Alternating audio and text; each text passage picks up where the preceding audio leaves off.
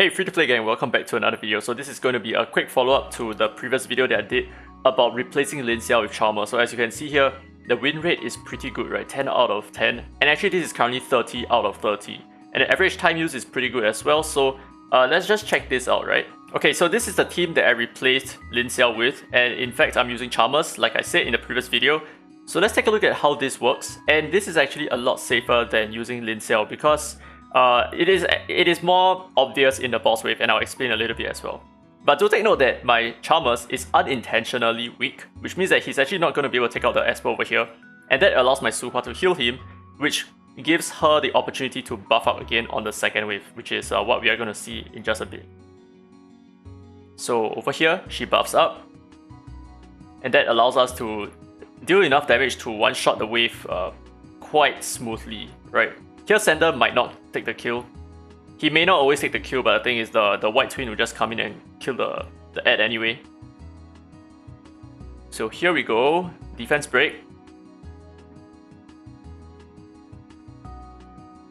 And what you notice is the gold pulse from Charmers is actually going to lower his HP, and Su Hua is actually going to heal him to protect him, but he still has missing HP, which means that the boss, if he does take a turn, he is going to use a coffin attack on Charmers himself.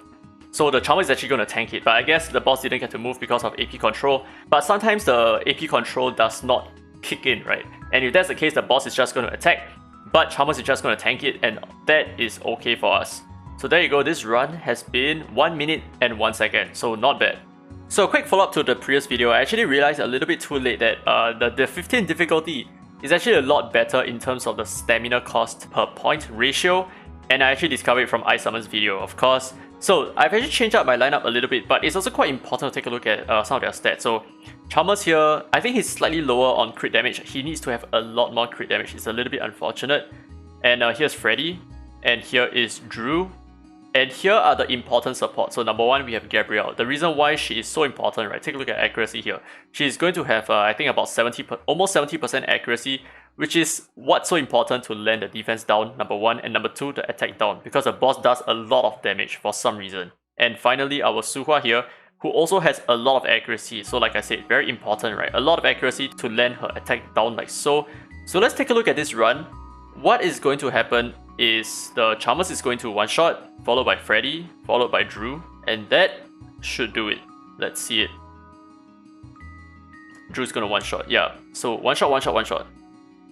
And then here, defense break, and we should clear this super fast, but I think Gabrielle is going to use her third skill here, kind of like waste it, but it's not going to be too much of a problem. Okay, she does not use it, so sometimes that happens. I mean, it really depends. Sometimes my Gabrielle will come in here without rush, sometimes she will come in here with rush.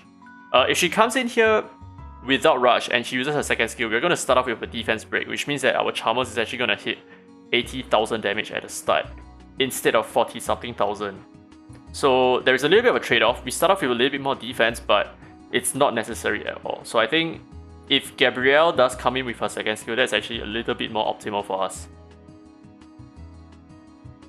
So this is basically the run. It's sometimes a little bit weird, like right now, we're going to lose some Espers. But the thing is, this is where our Freddy comes in. Like our Freddy is just a super ass tank with the Hades set over there. So the Freddy is actually quite a carry for us, and he's going to perform really well. Oh my god.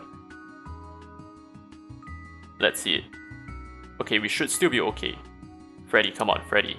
Do it, Freddy. Okay, we got it, we got it, we got it. We're lucky, we're lucky. So there you go. This is one of the... I would say that this run was a little bit weird because we didn't land a defense break at the start, which we normally do. So it's a little bit weird that we do not see the defense break at the start, and instead she used her rush. She normally used the rush on the second wave. So let's take a look at it again. Anyway, it's 1 minute 24 seconds, right? So let's take a look at this again. This is still way in the works, by the way. So I'm not very confident that... Okay, so he attacked my Drew for whatever reason, and that caused my Drew to use his third skill. But yeah, what I need to see here is for Gabrielle to use her third skill, just to waste it a little bit. Which she should. Yeah, okay, so there you go. So now she wastes her third skill. And that means we are going to go into the boss wave with our defense break. And we can see the difference in the damage over here. Okay, defense down. Nice, and 80,000. Wow, really close to 81,000 over there.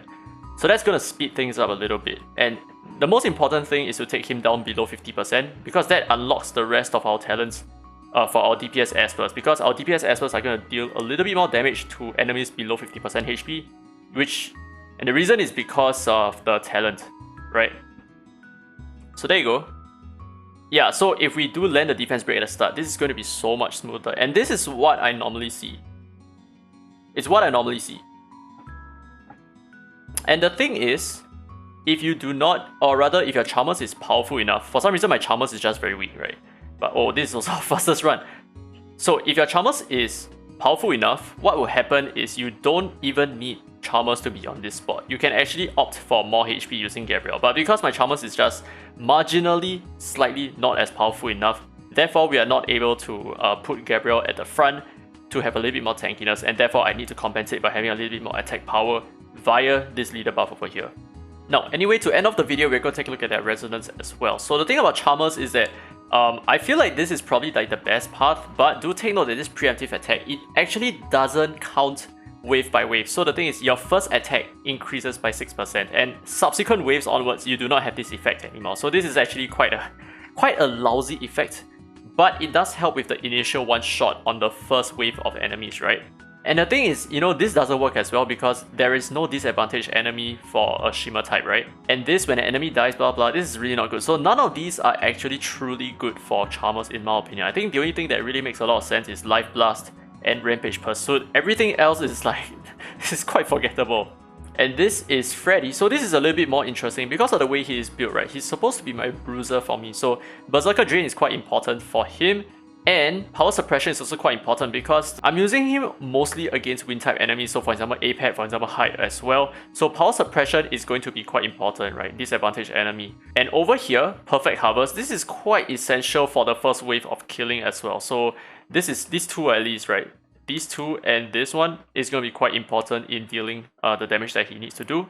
And finally, we have Drew over here. So I've talked about him as well. So this is Life Blast, Life Snatcher, and Power Suppression. And a little bit of accuracy to land his defense breaks. But honestly, you can do without this because I don't ever land my defense breaks at all. So honestly, you know what? I think I might actually just reset this after this video and just pump it into Rampage Pursuit, and I think we should be okay with the build. Okay, so I just went ahead and done it anyway. So these are the 4 notes for Drew. And here we have Suhua. So she's all the way on this path. I've talked about her in the previous video as well. So accuracy, Life Flux, Crisis, blah blah blah, hasty action. Very important is the hasty action over here. And finally, our defense breaker come attack debuffer. So she's going to have a very interesting kit. I'm going to talk about this in greater detail in a future video on her resonance and all that, right? So accurate aim, which is really important for some PvP cases, hasty action as well, and a little bit of accuracy. So just focus on these 2 notes at least, right? These 2 are the most important ones. So there you go, this is the team that I'm currently running on at least A15, and it's doing pretty well for me. I think the win rate is quite close to 100%, so it's gonna work really well, hopefully for you as well. And if you have any other questions, leave it down in the comment section below, and I will try my best to get them answered as soon as I can, because I know time is quite sensitive right now. Anyway, I hope you guys enjoyed the video. If you did, don't forget to leave a thumbs up, it really helps the channel, and subscribe for more Dislyte content. Now that said, this has been Dairy Free to Play, and as always, I will see you in the next video.